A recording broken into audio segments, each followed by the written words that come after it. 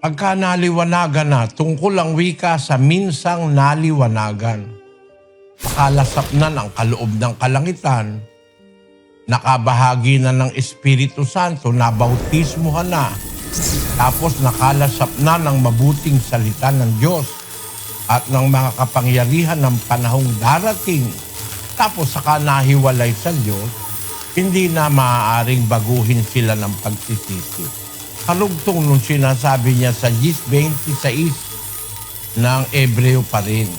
Sapagkat kung ating sinasadya ang pagkakasala pagkatapos na ating matanggap ang pagkakilala sa katotohanan, ay wala nang haing natitira pa tungkol sa mga kasalanan, kundi isang kakilakilabot na paghihintay sa paghuhukom at isang kabangisan ng apoy na lalamon sa mga kaaway. Yan ang sabi ng salita ng Diyos, kapatid.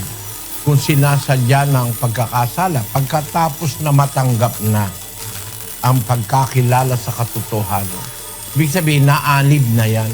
Natanggap niya na pati bautismo. Pero sinadya pa niyang magpatuloy sa kasalanan, wala nang hain na natitira.